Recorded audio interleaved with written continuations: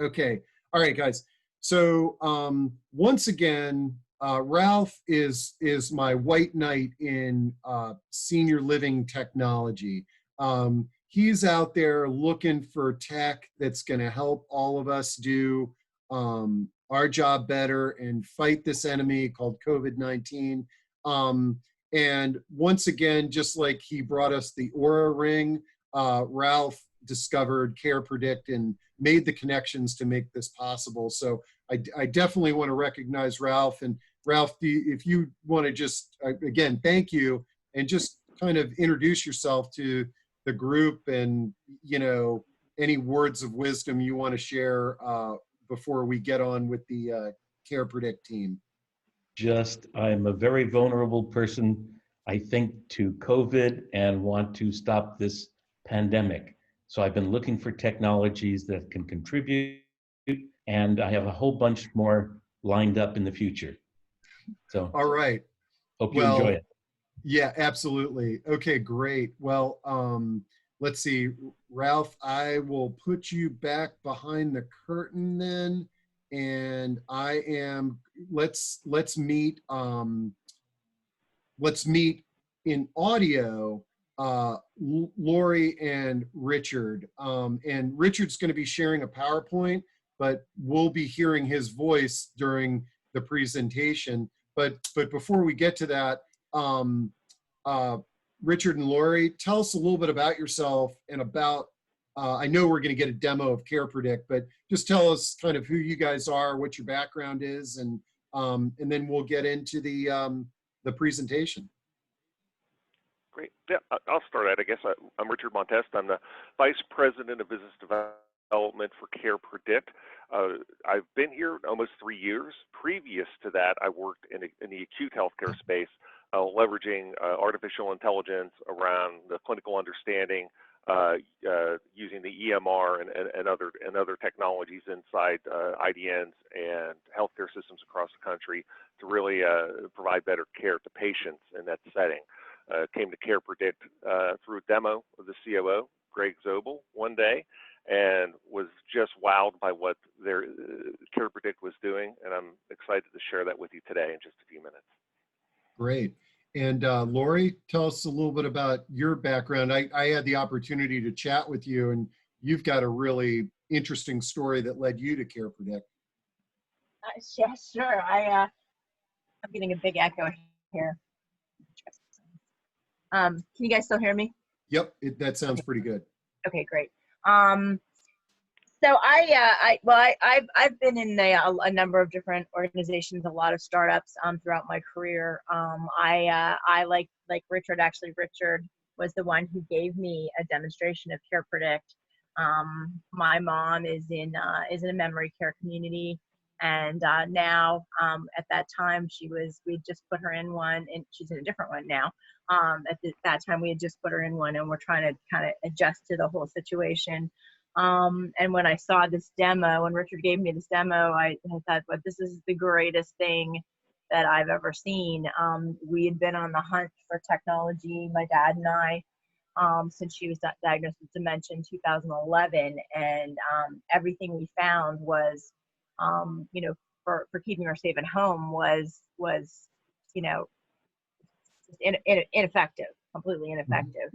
And so when I saw this, I just was like, I have to work for this company. So our whole company is very mission based. Everybody's here for for seniors.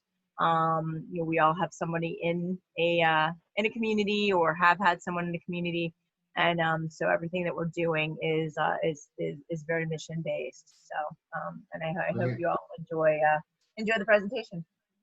Excellent. Yeah. And for those job seekers that are out there, I have to say, as somebody who's, run organizations, there's nothing more than what an employer wants is somebody who's just super passionate about your product. And I've seen it dozens of times where employers they'll make a space for somebody who has that sort of passion for their product. So just be thinking about that. Great story there. So, okay, Lori, I'll let you mute yourself so that you can jump back on if you want to add. And then Richard, if you want to take the reins and put your share your screen, I'm gonna take my video off and let you drive here. And this so this is what one thing I just want to remind the audience. Type in your questions as they come to you. And Richard, if it's okay with you, if a relevant question pops up and you sort of pause, do you mind if I jump in and let you know what it is? Richard? Not at all. That would be great. Thanks. Yes. Okay, great. Okay, so take it away, and we're excited to learn about CarePredict. Great. So yeah, so CarePredict, this is a technology that covers a lot of ground in the senior living and skilled nursing, and also home care space for home care agencies. So we cover a lot of ground in our technology. So what I'm going to share with you today, I'm going to try to give you a total overview of what we do, kind of the big picture, but then also with a focus, I think, on the COVID piece, because back in March, our company realized with many of our operators who were our customers struggling with the pandemic, and we looked at our technology and actually sat down with our entire team and looked at what we could do to help our operators during the pandemic. So a couple of very interesting tools came out of that conversation, and we delivered them into our communities very quickly, which was very exciting for us. So we'll talk a little bit about that as we go through. So again, I told you a little bit about myself, where I've been as far as my career. Right-hand side of the screen there, that's my brother who's currently living in assisted living. He'll probably be there for the rest of his life. My mom and dad lived about a decade of their lives in assisted living, and my mom ended up passing away from complications to a fall that she had while she was in assisted living. So part of what drives me and why I am here today. And Satish Mova, back in 2013, founded the company, and really it was out of that personal need to take care of his mom and dad, and in their 90s, living at home and not really being able to understand what's going on with them. And mom has dementia, dad some heart issues, and just wanted to know, is mom eating 3 meals a day? Is dad walking as much as he normally does?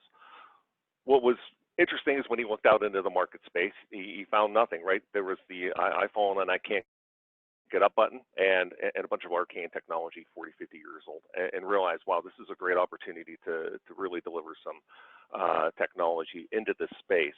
As you can see, he's founded 3 different healthcare technology companies, built them from the ground up. So he has great expertise in this space,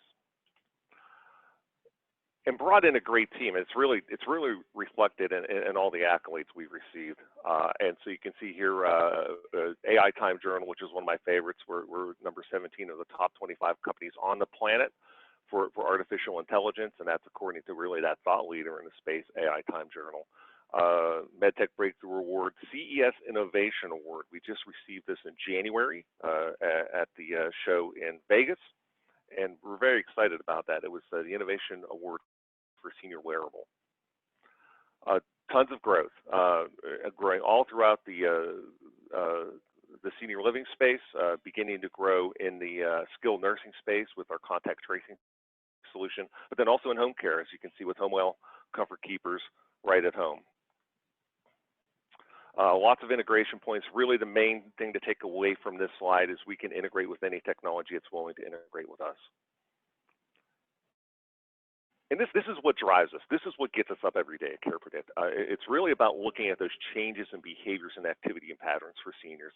And the model is to predict and prevent versus the old model of detect and treat, go to the doctor's office, get diagnostics, get treated.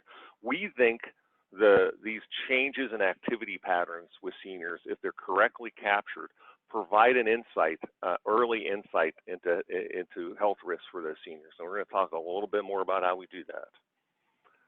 all centered around the Series Tempo 3 wearables. Series 3, because this is our third iteration since 2013, it really has a ton of technology inside. Refined motion sensors. I'll go just over to the right-hand corner, the heart rate, SpO2, and respiration. We're actually doing some significant work right now around capturing SpO2 and looking for minute differences in SpO2 that may be precursors or early stage indicators of COVID. And we are in the process of getting FDA approval for our device through the CMS for the RPM reimbursement under those CPT codes. So how do we do it? The first piece of this equation, and what we worked heavily in 2013, was building the algorithms around the motion, the gesturing of the dominant wrist. And beyond that, then we also looked at precise location. And this is going to kind of tie into what we talk about with contact tracing. We needed precise location and early on, really to know contextually what the resident was doing. It gives us an extra cue in what's happening with that resident. So we had to develop our own precise location technology. Nobody else really had it. Everything else is radius-based. And I'm going to talk a little bit more about how that's problematic for contact tracing, and why our precise location information drives a much better solution in contact tracing. So here we go. So we know precise location. So here we have Janet. She's sitting there having a wonderful breakfast at her breakfast table. So we have her precise location, and we have all that activity information about her dominant wrist. And so we take that combination of those two pieces of data, and we say Mary's eating. And what we do is capture eating duration. We capture that eating duration and baseline it in the first 1.5 to 2 weeks that the senior is wearing the tempo. After that, it's a 4-week rolling baseline. And of course, we're comparing now that baseline activity to real-time activity on this magenta line. In this particular situation, we see that there's some degradation in eating. This is something that's going to be lifted up into reporting, but also provided into our deep learning AI system to look into wellness insights. And we have 3 wellness insights that we provide today to caregivers. Now, we capture over 32 discrete activities, baselined and compared by residents, so highly individualized, and 32 discrete activities, 2,000 to 3,000 data points a day. Without a doubt, the most complete database of activity information that you're going to find anywhere. Now, this is driven up into our population health report summaries.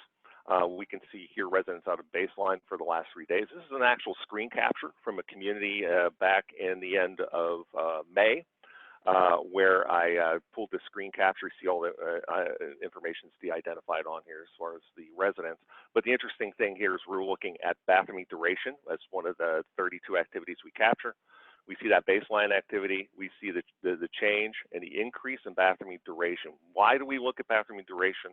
Because bathroom duration is highly correlated to UTI risk. In fact, a CMS study indicates that as little as a change in 7% in bathroom duration is a 95% indicator of a positive UTI. So now we take all that data and we roll it up into our wellness insights, and we use our deep learning neural network, unsupervised in the background, constructing the data and also refining the data as it takes in all those 32 different activities. We look at 3 wellness insights today: fall prediction, depression risk, and early stage UTI. And early stage UTI, as you saw, is leveraged primarily by that bathroom duration.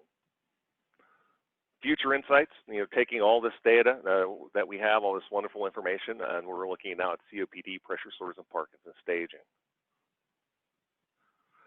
One of the beautiful things about the technology and why one of the top 5 operators in the United States in senior living is working with us is really the just beauty and simplicity of the technology lift that's required by operators. The only things that's required from you is Wi-Fi throughout the building. That's it. We do everything else, but it's very simple. We have room location beacons that are placed in each discrete location. This is what gives us that precise location. Very small devices, as you can see here in the bottom left-hand side. And that between that and the Tempo wearable, we have that location information, activity information, and also a call button for the wearable for the residents, which we'll talk more about in a minute. The most common alerts that staff take, and we have a full array of alerts for staff, but the most common ones are the call button, elopement, and fall alert. Talk a little bit about the call button alert. So that call button right there in the center of the wearable, a resident presses it. It sends that alert to staff, tells you who it is and their precise location. Staff member then can take that call, and then this is what's really exciting. Open up two-way audio communication with that resident right through the wearable. And so now the staff member can say, hey, George, what do you need? George says, hey, I need help going to the bathroom, or I need help maybe finding my remote control. Now the staff member can then react to that, set an expectation for when they're going to be there for the resident. Does two things, right? Fantastic staff productivity tool, but then also it gets that resident at ease because they've had a conversation with the staff member and they have some expectation for when that staff member is going to reach them. So this is very important on both sides of the equation. And then once that staff member reaches the resident, this window pops up and says what care was given, escorting, transferring, toileting. They check off the box, they complete the call. Now all that data is captured in our system, all that timeline data, all the actual care data, and that's readily available for you as the operator. Best-in-class wander management, right? So again, driven by that precise location, we have the ability now to set up geofencing customized for you by resident and by space. So we can say geofence to, maybe this is a memory care wing, geofence just maybe Stacy and Stephen to the memory care wing. Or we can geofence them to the entire floor, to the entire building. We often geofence stairwells and of course commercial kitchens. The third type of alert, the fall detection alert. So again, very sophisticated fall detection technology. We're using all that data, those 2,000 to 3,000 data points we're collecting to tell us whether or not we have a fall. Once we've determined we positively have a fall, we have that fall alert sent to staff. Again, tells you who it is and their precise location. Staff communication. So we have staff-to-staff calling right through the app, which eliminates the need for pagers and walkie-talkies in many of our communities. And we have staff-to-staff group chat, direct chat, group chat, and also management to staff chat. So management can send out, say, an alert in the beginning of a shift for maybe a change in procedure or responding to some type of emergency, so that all staff would receive that communication simultaneously. And now we're going to talk about contact tracing. So this is the exciting technology that we have that's all about what's going on today in the industry.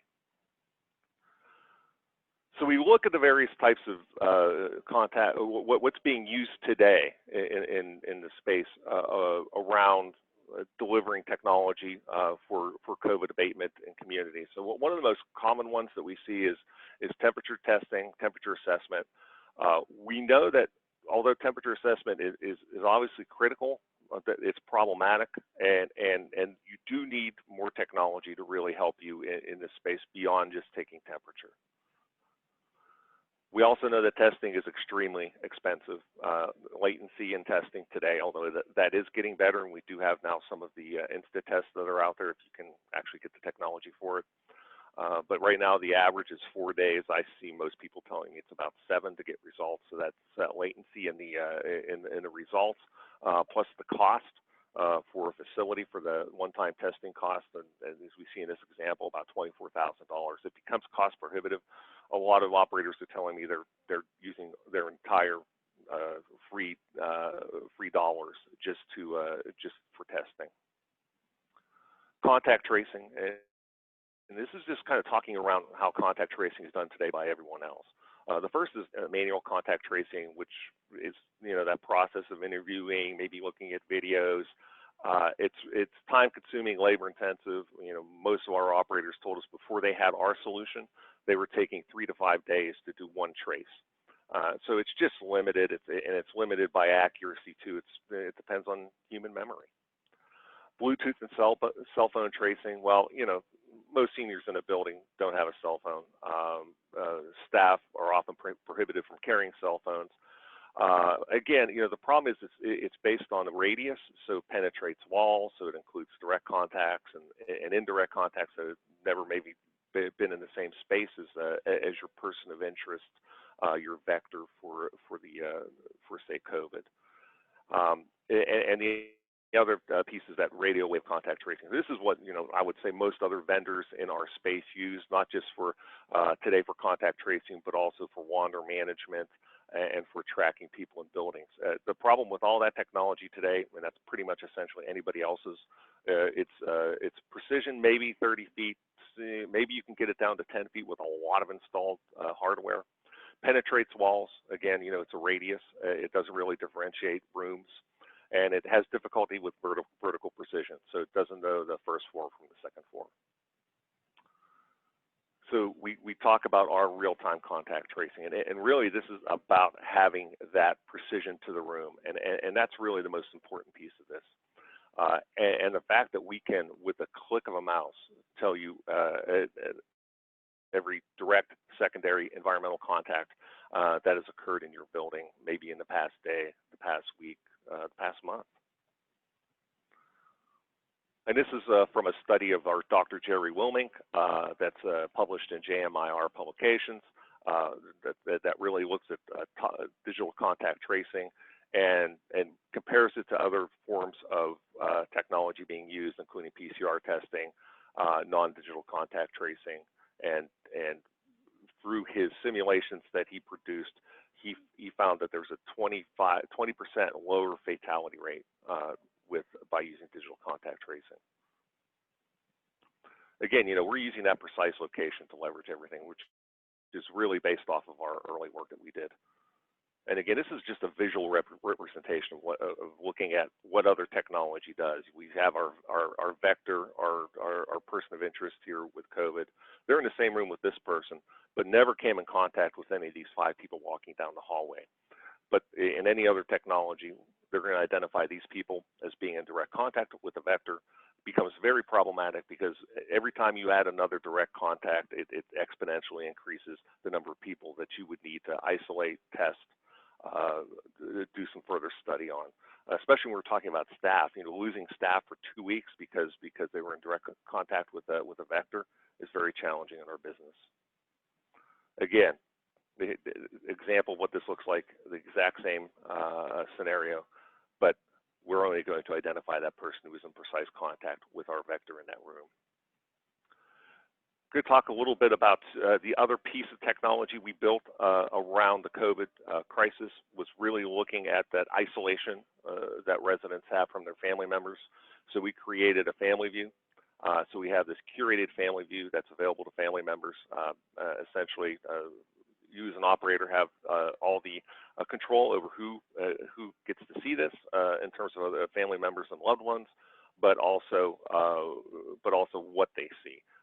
We're providing 2 pieces of data today to family members. One is a personalized activity score from 1 to 10, and their exact location information, both in a clock dial and by number of minutes. Swipe right or left to go back days or weeks and really compare things like activity and so forth with that particular resident. Integration with other technology, we're fully integrated with most door management systems that allows you to use your CarePredict wearable to open door locks in communities. And I'm going to talk a little bit about our home care solution. Oh, actually here's a little video of how that lock works. Yay. Again, home care being a different model than what we're delivering into senior living, mainly because we have now an agency that's looking over and caring for a number of clients. So the interface is different. Underlying technology is all precisely the same. And this is just a view of what a resident may want, of what actually a home care agency client may look like, and the type of data that we're capturing. A little more higher level data, so that it's easier for the home care agency to react to things like activity, eating, and also we capture things like when the resident or when the client gets up in the morning, and provide alerts to staff to let them know maybe if Mary didn't get up by 9 o'clock. and also providing alerts for things like eating. So if John here didn't eat 3 meals today, we'd send an alert to you to let you know, hey, John's not eating as much. You might want to take a look at him. And this is just an example of the alerts that are sent out in the agency app. Agency app, there's lots of complexities to it, and so it's worth having those discussions for anyone who's interested in looking at this and taking a deeper dive in how we do this. But we tie in the agency, we can tie in a care circle of family members, we can tie in a call center to take the alerts for the residents. But what this does is it provides you this fantastic view of what's happening with your clients, prioritizing those clients by need, but then also having an opportunity for leveraging revenue opportunities for providing higher levels of care and different care scenarios for those clients. This is a view of what it looks like on the dashboard to see severity of all your clients on essentially a Google map, and you'll be able to look at where need is required. Again, pinpointing those folks in the map. And this is a typical map of your client and their house. So we map out the house and the space. Again, we're capturing a ton of data here. And this just shows the high customizability that you have in the home care app, being able to share data. So I'm going to actually take maybe another 5 minutes of your time, and then I'll be done. Great. And just if that's good. Yeah, no, this is great, Richard. You're really rolling through this, and the features are amazing. We've got a bunch of questions that have come in, so just wrap things up, and then we'll go down the list of questions. Yeah, thank you very much. What I wanted to do was to take you to live dashboards, because I want you to see what this looks like in real life. So this is a live dashboard in a community, and this is really, we're looking at contact tracing here. So this is this is our line listing report. Some of you may be familiar with this. It's a report that you produce to allow you to know who's infected. You can actually have total control over infection status, precautions taken for the individual residents and staff members and visitors, right? And it gives you it feeds you some of the data in terms of the list of your staff and your residents and visitors.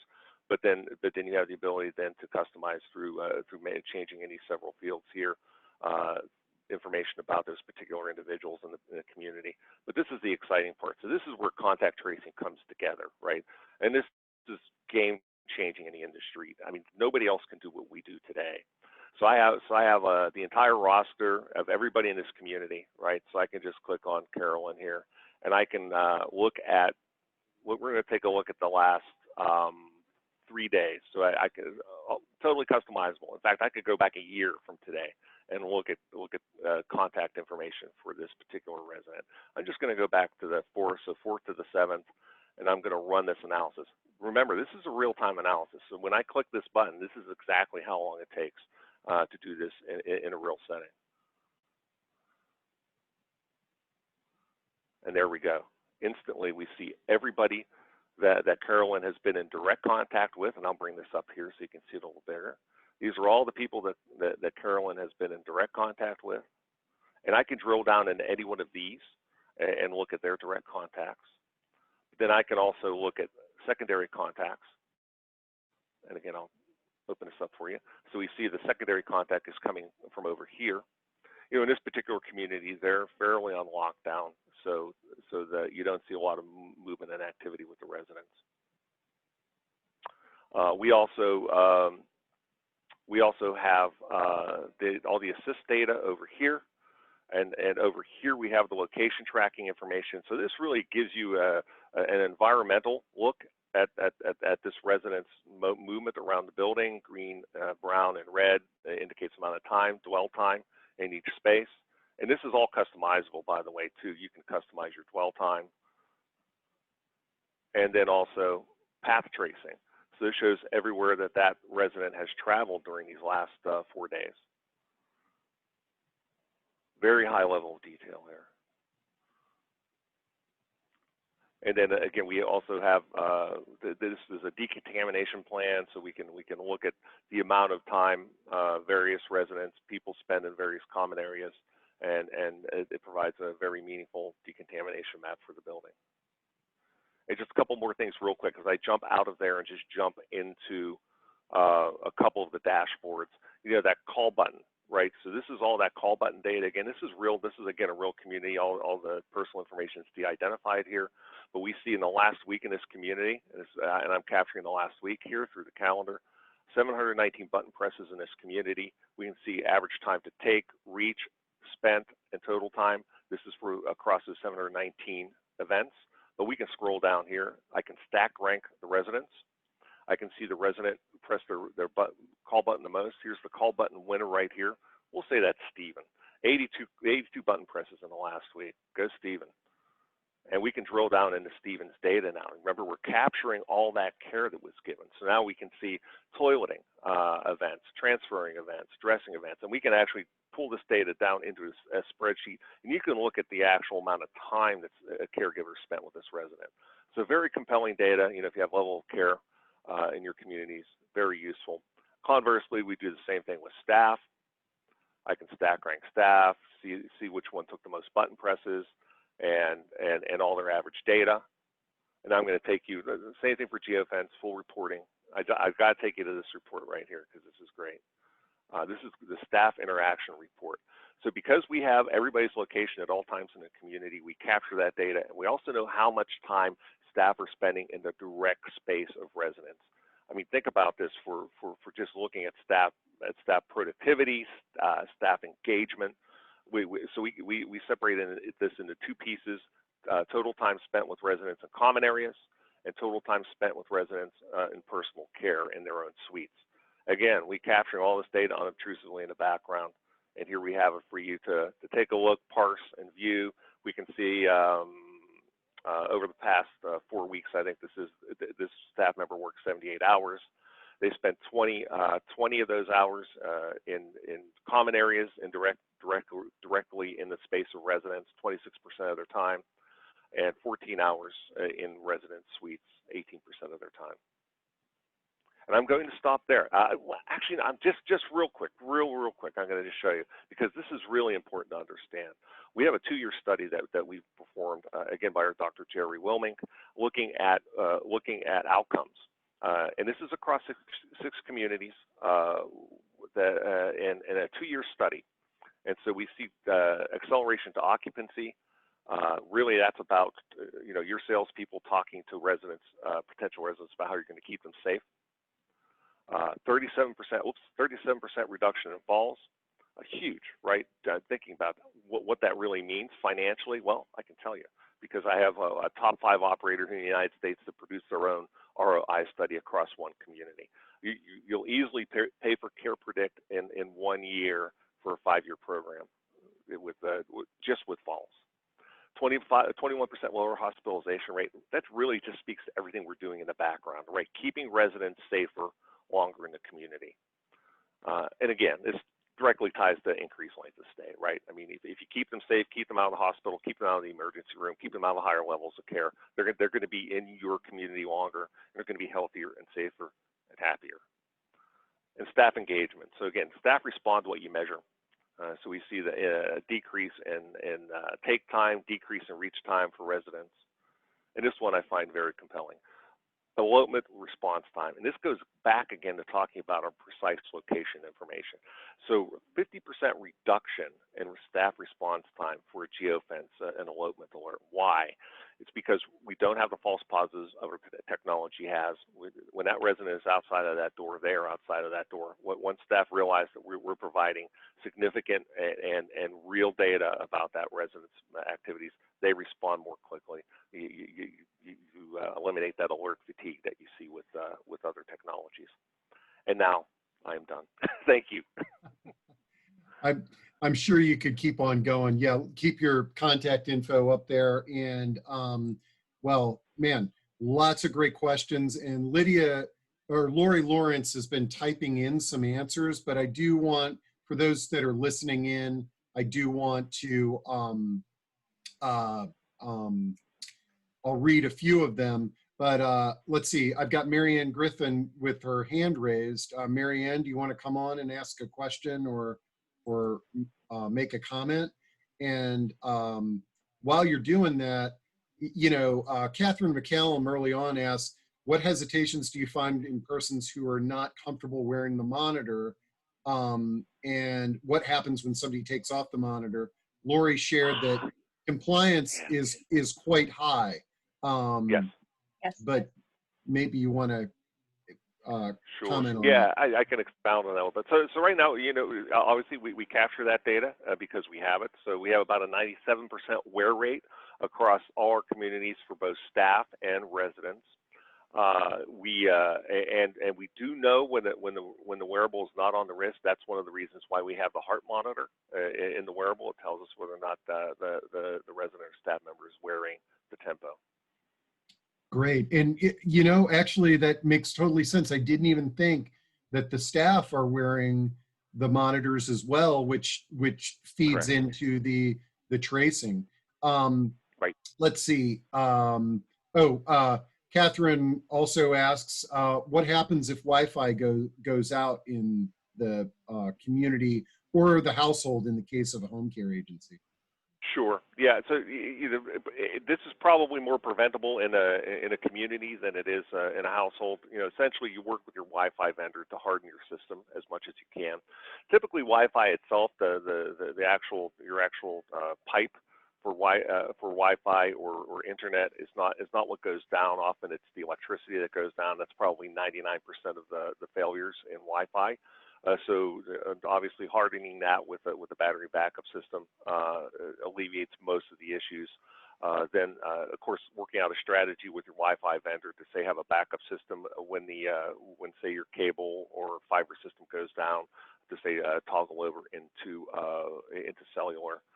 That's usually the right way to set up a system, to harden it as best you can.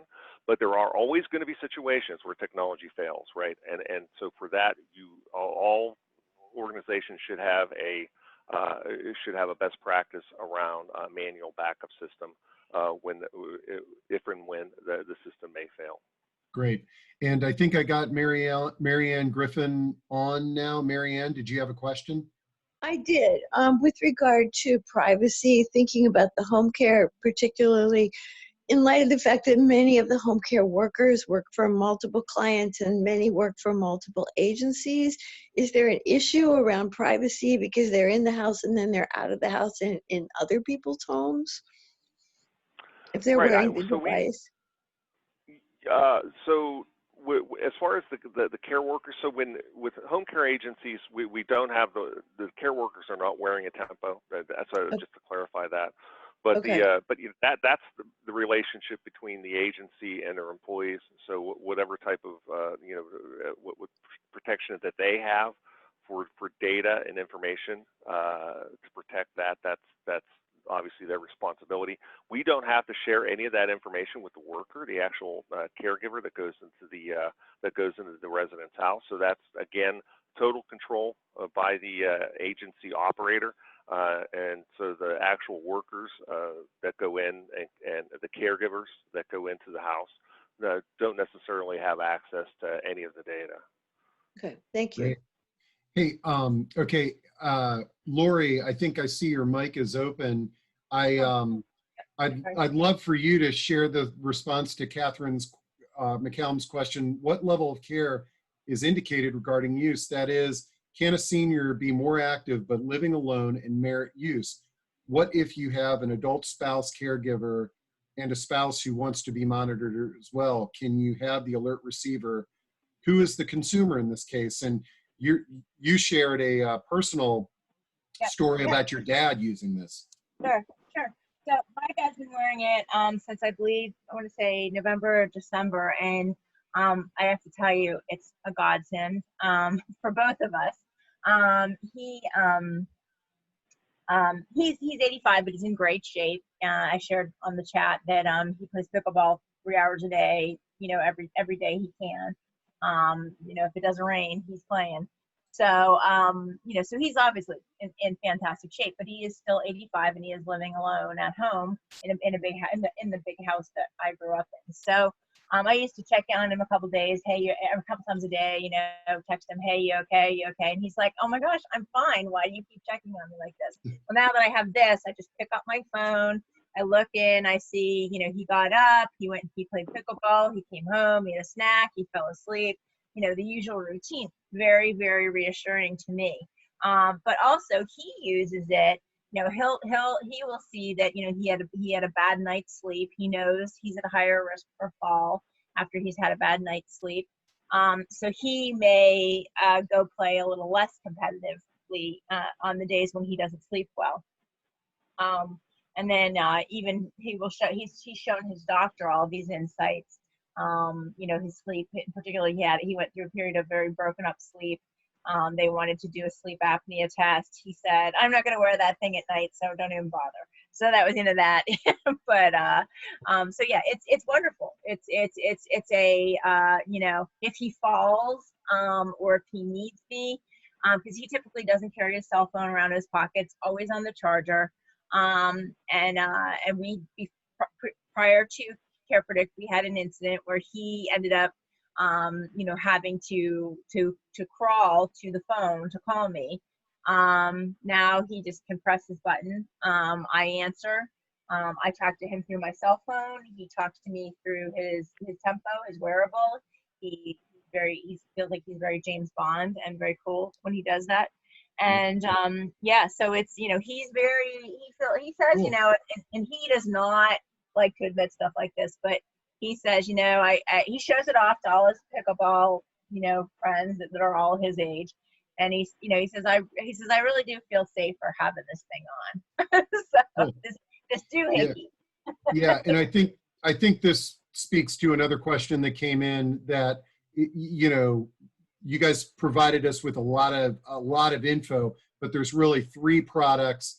The one that's designed for the senior living community, which has that tracing available, and then another product for a home care agency. But then what Lori is talking about is you can actually utilize this as a private person. Sure. I'm blown away that there's 2 questions that have not popped up, so I'm going to ask them. Number 1, how much does this cost? Number 2, how long does the battery last? Good questions. Good questions. So how much does it cost is dependent on the space that you're in. I'll just give you the broad brush on this. If you're operating a senior living community, we kind of need things like floor plans, number of residents, number of staff. That's really what I need. And I can work up a proposal for you, and it really comes down, that's going to be an implementation fee that includes all your hardware, all the installation, and everything else, and then a monthly fee for the residents, staff, and visitors. It's all stuff that I can work out with you. On the home agency side, the model is that we sell the kits to the home agency, and the home agency then care agency resells those kits to their clients, and of course, making some margin on both the kits and also the subscription fees for their clients. So again, that's modeling that I can do for you if you're interested in looking at that. And I know that the home care, the direct to consumer, you can go onto our website and purchase it. I don't know the exact prices right now. We're still early, and it's probably 6 months is when it was during CES we launched the direct to consumer product. So there's different promotions and so forth that we have for that. So it's best just to go to the website and take a look at what we have there. Okay, great. Deb Marimer asks, how is the data you're collecting from being protected from corruption or being stolen? Yeah, as you saw, Satish built 3 healthcare technology companies that all generated and shared a vast amount of PHI protected data from seniors, and so We have a very detailed security document, if you're interested in seeing it, that we can share with you. But we have very high levels of security for all our technology. Just to give you the little high level is that all identifying information doesn't travel across the internet with us, so it's we have a very sophisticated way of decoupling that and recoupling it back together when it gets back to the caregiver and the direct people that are involved with the care. But there's lots to it, but we're very, very cognizant of the issues around HIPAA and PHI. Hey, real quick, I know I didn't answer the second half of the previous question. Yeah. Which was how long does that battery last? Yeah. So typically 50 to 100 hours. It's a removable battery, goes into a charger. So you get two batteries with every wearable. You swap it out when the battery's low and put the other battery in. It's a very simple process. Takes about 2 seconds to swap a battery out, and really that's, initially we had like an Apple Watch or Fitbit. It was an inductive charger that we had to take the wearable off and charge it. Well, of course, that doesn't make any sense in our space. We have to have that wearable on the wrist 24/7, 365. So we went to the swappable battery, which has worked out fabulously for us. Great. And then a few questions from Betty and Sid asking if it's waterproof. Yeah, so it's waterproof. I can never remember the specification, but it's waterproof to 6 meters, same as you would see in an Apple Watch or a Fitbit. So yes. Okay. Let's see. Ken Silverstein had a question, and Ken is in an assisted living community. So in order to use the contact tracing, does that mean every resident must have the product on them? And I think not only does every resident, but every staff member has to have the product, correct? Great question. And so that, we delivered this to our existing communities back in early April, and that was one of the big changes that occurred in all of our communities that we deliver the contact tracing to, which we deliver to all of them. But what they had to do was now put wearables, tempos on everybody that walks into that building. So that's going to be maintenance people, obviously your direct caregivers, people that work in the kitchen, housekeeping, and also any visitors. And we do have a tempo activated visitor badge for any visitors that come into the building. So yes, in order to have accurate contact tracing in the community, everybody needs to be wearing it. That's absolutely right. And that's been a change for a lot of our communities. We had to deliver a lot more tempos into our buildings to get everybody on the wearables. Okay, and let's see. Catherine McCallum's got her hand raised, but I'm going to read a question from Darren Early while Catherine's getting herself unmuted. How do staff members get into the database? Are they also wearing devices or just the app on their mobile phones? I saw that a lot of what you shared on your screen was the dashboard on the mobile phones. Is that how the staff members are accessing? Right. So your caregiving staff, if they're going to be receiving alerts, right, and communicate, right, those are the two things. So the staff that are going to be receiving alerts and communicate, they will need to carry some type of advanced device. Obviously, you're going to get a fairly inexpensive one, an iPod, an iPad, an Android device. We don't care. We're agnostic to that, by the way. You get whatever you want. It's a matter of just loading the app onto the technology. Credentialing in as an employee, and that will give them their level of access to data inside the system. Typically, caregivers are just going to have that basic functionality of location information, being able to take calls and take other alerts, and then also being able to communicate with each other.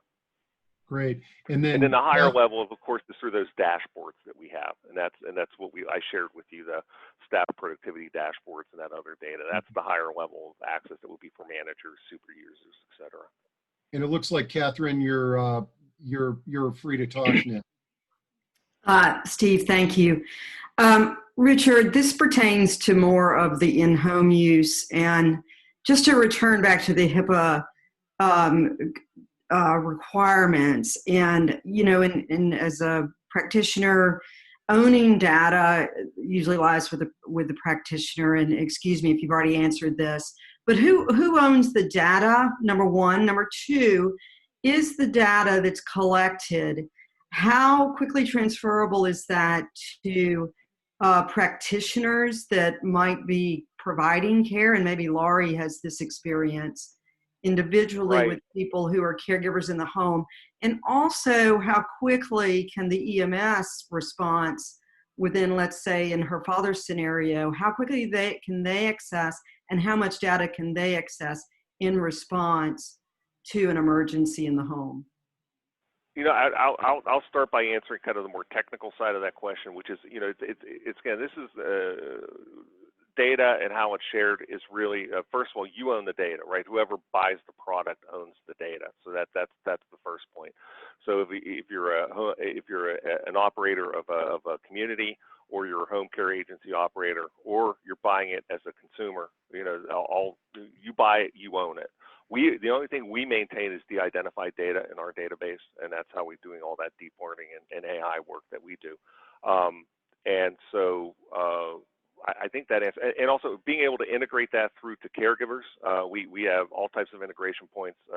Again, an open API. If you want to push that up into an EHR, EMR system, we can do that for you, and that can be done, you know, in near real time through an API. So it all depends on how quickly you want the data and how you want it to be exposed into the EMR. And I'll stop there, and I'll let Laurie answer the second half of the question. I apologize because I was actually answering a question online. So Yeah, the questions always come in right at the last minute. I was typing furiously. Could you please answer? Could you ask the second half of the question? So, Laurie, I was really first asking about the ownership of the data, but in terms of your experience with your father, you know, it's the response to getting the data that you're seeing, collecting. How quickly does that get pushed forward to providers and EMS workers that might respond in an emergency? Well, it really kind of all depends on how you set things up. So for us, my dad's data, myself, and then you know, like you know, our team, because we actually use his information. When we're doing a demonstration for the home care agencies, we'll actually put his live information up on the screen. So like Richard and a number of other folks on our team have access to it. But we haven't connected with him with any type of EMS or just his doctor. Now his doctor has it, and his doctor has it at his fingertips, so he can just you know, refresh his screen, and his doctor can see him what's going on at any point in time. We are in pilot with they call themselves M4A. But it's the Alabama Area Agency on Aging. Oh yeah. Yeah. Every county has an office on aging. Yeah, right. So it's Middle Alabama Area Agency of Aging, and so they got a grant with our product. They were awarded a grant for their dementia customers. And they actually have the EMS in the care circle.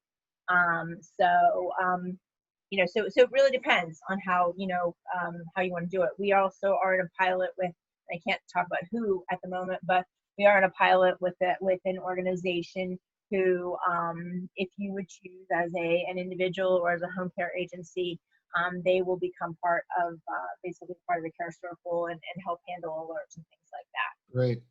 So, yeah. Awesome. Thank you. Yeah. Thanks, Catherine. Okay, so let's see. I know it's 1 o'clock, but let's rip through these last set of questions here for you guys. Our agencies, Sid Blair says, are agencies providing phones for staff who don't want the app on their personal cell phone? Yes, some of them are. And are you talking about home care agencies specifically?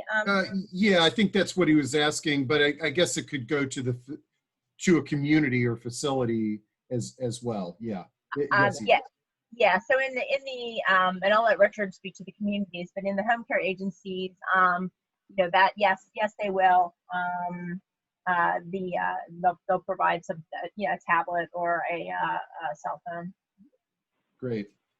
And then Richard, as far as the communities, most of them So the communities typically what they will do is provide a device. Again, they're not cellular devices. The cellular has been disabled. It's just really using that device for on the ground in the building.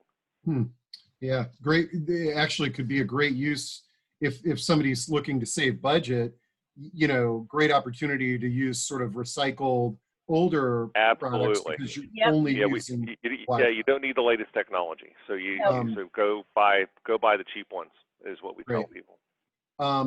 Keisha says, is the contract tracing app only available for your wearable, or can it be downloaded to an Apple Watch or other wearable? Good question. No, not today. That's not. Well, so really the issue is our contact tracing is based on our real-time location hardware technology that we have installed. So I don't think there's going to be any time soon where we're going to use other technologies, because again, using Apple or another technology is radius-based. It's not precise. So there's problems. Let's see. Also look at like Apple and Samsung, the smartwatches. They don't work as well on seniors. Our technology is made for seniors. Most of the technology that's out there is just made for anybody, and the breakdown of collagen that seniors have would make it not particularly useful in an Apple Watch or a regular smartwatch.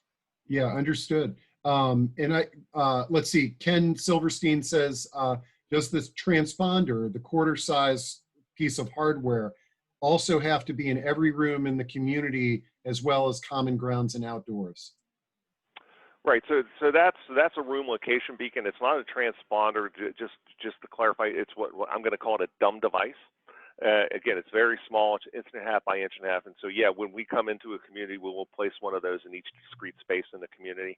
It goes up with double stick tape or push pins. No wiring. Right. So this is it's very small. Now, when you say a dumb device, does that mean that it does or does not have a battery that needs to be changed? It does have a battery. The battery lasts 2 to 3 years in the device, and it does send a reporting to maintenance so they can replace batteries in specific devices that have low battery. Okay, let's see. You're getting some compliments on, great product, great presentation. Darlene says, I'm assuming that this will alert for someone who goes into a diabetic coma during the night. So not specifically, right? And so we don't, the alerts that we have are the ones that I shared with you. Those are the ones we have today. We're looking at some other functionality into the future. When we start to really talk about these very specific medical concerns, obviously, we're kind of diving into a different pool. And so we continue to look at these things. We continue to look at using the biometrics to deliver information and data to caregivers, but not that today, no. Yeah. Betty, I'm going to make this the last question here as much as I'd like to go on, but Betty says, how small are the batteries? Dexterity issues are common. I'm assuming in most situations, somebody else might be changing that battery, but in the case of like Lori's dad, how small are these, your typical watch batteries? I'll speak to, in communities. In communities, it's a mixed bag.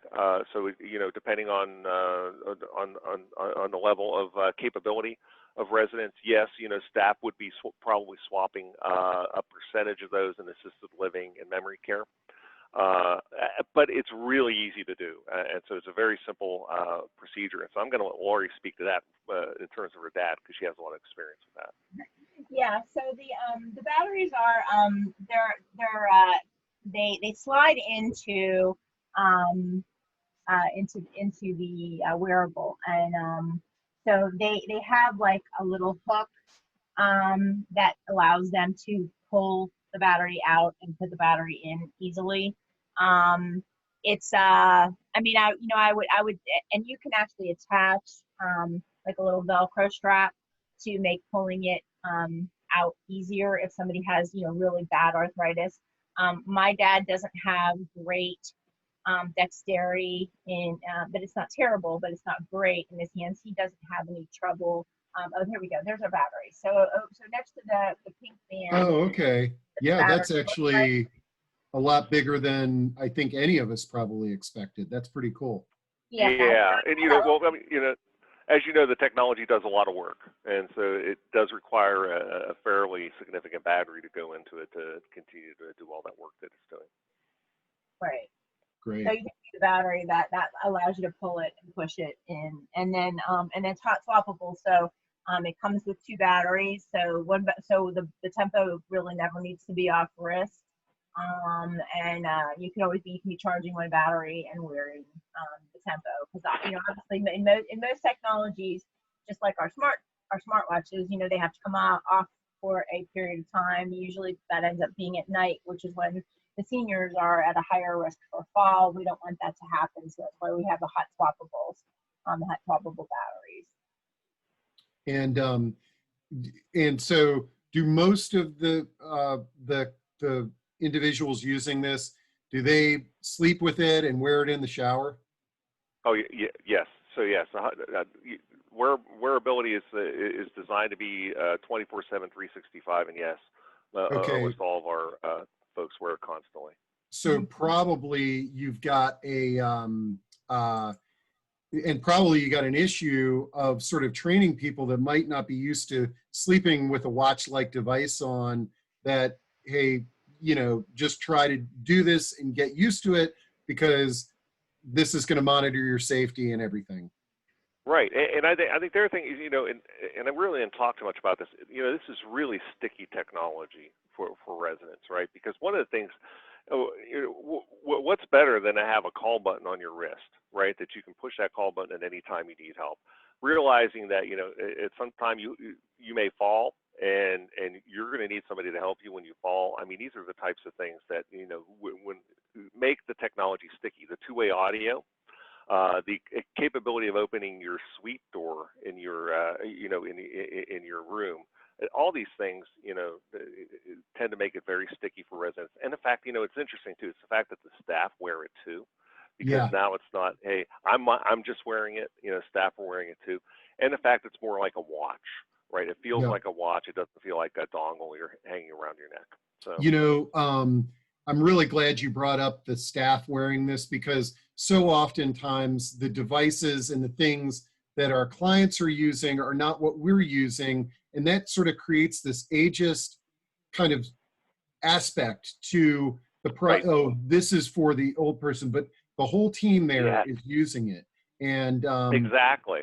That's big. I mean, that's not a small point. I mean, that's great that you reiterated. No, absolutely. It's why there's resistance for like personal emergency response systems, the iPhone and I can't get up device. And I often say is sort of like, if we all wore these devices our entire lifetime, there would be no stigma associated with it. And again, I'm kind of going on here, and I'd like to wrap things up, but have you guys started playing around with multifunction aspects to the device so that perhaps it can serve as a watch in a future iteration? Yeah, so we're looking at version 4 today, and we're in development of version 4 today. So we don't know what's going to be all included in version 4. We think there's going to be actually GPS tracking in version 4 that allow you to track your elopement risk residents once they're outside of the Wi-Fi range, and so that's actually going to be a big add for us in the next iteration. And looking to make always looking to improve the form factor, and also to make it more usable for residents. We're even talking about, and it's already available in the home side of this technology, but having information like, activity information available to residents and communities. Yeah. So it's almost like, again, that Fitbit where, hey, how many steps did I take today? How active was I today? Yeah, and one last comment. I promise Sid typed it in. It's a good one. Resistance from staff, since the monitor monitors their behavior. I think actually, pre-COVID, I could see where there might be more of an issue with staff sort of Right. feeling like Big Brother. But now that we're in the middle of COVID, it's sort of like, if you're a staff member, you're not working here. You know, I mean, Right. I could see where an employer could take that stance very easily. 100%. And I think that's, you know, and that's what most of our operators have done. And, you know, you don't walk in a community without having a tempo tracking, period. But I think beyond that, we have not, it's always, we get this question a lot. And what I find just kind of amazing to me even is that we get zero resistance from staff in communities, like none. I can't think of a single instance where somebody told me, yeah, well, Steve or Mary don't want to wear your tempo, so, you know, we're having problems. It's like, we've never had that issue. You know, what you find is people, for one thing, and there's another aspect of this for staff, is that call button in the middle works for them too.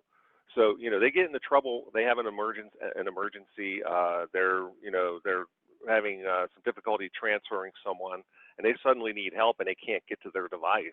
All they have to do is push that call button, and staff will immediately know who it is and where they're at. And they can even initiate two-way audio with them through that wearable and say, hey, Steve, what do you need? And he can go, hey, I'm having trouble with George over here. Can you come give me a hand? And so it's compelling for staff too. And you know, it really comes down to two. Good staff want to be recognized for what they're doing. And I think that what you'll find is, you know, they're happy to what you find out that that Carol's spending, you know, half her shift in the stairwell smoking cigarettes, you know. Yep.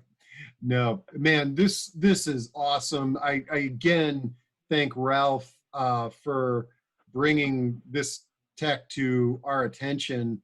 One of the most engaging discussions that we've had, and just so everybody knows, I taped this, so you'll be able to share the recording with your team and your organization, and I think we're going to get a lot of interest for this product because it just makes a ton of sense.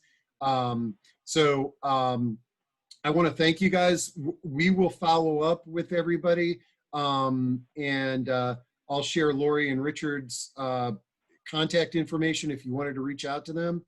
And again, guys, thanks for sticking in with us for a little bit longer than expected.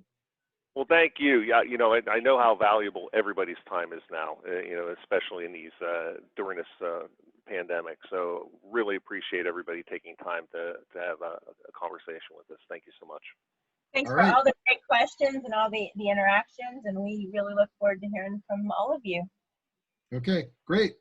See everybody later. Bye.